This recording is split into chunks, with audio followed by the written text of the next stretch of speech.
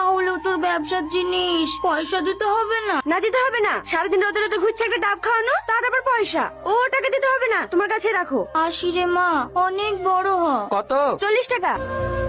ওইভাবে কি দেখছে? কই কিছু না তো। কখন থেকে দেখছে ধরবার করে তাকিয়ে আছেন? আমাকে খুব পছন্দ, বিয়ে করবেন? অসভ্য কথাকার। দেন টাকাটা দেন।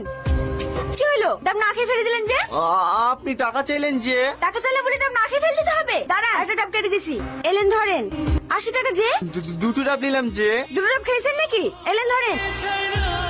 কিরে, ইন্টারভিউ কেমন হলো? আর ইন্টারভিউ সবই টাকার খেলা। এ যুগে ঘুষ ছাড়া চাকরি পাওয়া আর সাইকেল চড়ে চাঁদে যাওয়া দুইটাই সমান। লেলার মন খারাপ করিসনি, আপনি চাকরি হবে। এদেলে ধর। মোবাইল তুমি এত টাকা কোথায় পেলা?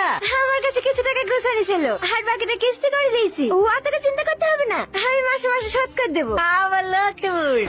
কিরে কোথায় যাচ্ছে, খেয়ে যা। হাসি আসি বন্ধুদেরকে দেখে আসি। পাগল একটা। হাসেন আসে হে বাড়িটা হে রীতি হে দেয় ভদ্র মহিলা তোর খোঁজ কাটছিল, দেখ কি মিলবে। কি ব্যাপার আপনি?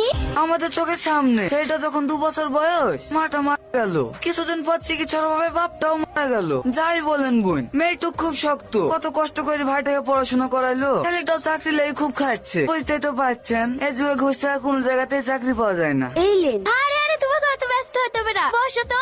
মিষ্টি চেহারা, মানতে হবে আমার ছেলে পছন্দ আছে। মা, তোমার কাছে আমি একটা প্রস্তাব নিয়ে এসেছি। কিসের প্রস্তাব? আমার ছেলে তোমাকে খুব পছন্দ, আজ কদিন ধরেই আমাকে বলছে। আমি তো প্রথমে আসতেই চাইছিলাম না। হ্যাঁ, তুমি দেখে দেখে পছন্দ হলো না, এখন আবার কাকে পছন্দ করলো? এসে তো আমি অবাক, এত সুন্দর নর্মভদ্র একটা মেয়ে তুমি আমার বাড়ির বৌমা হবে। এসব আপনি কি বলছেন? আমি আপনার ছেলেকে বিয়ে করবো না।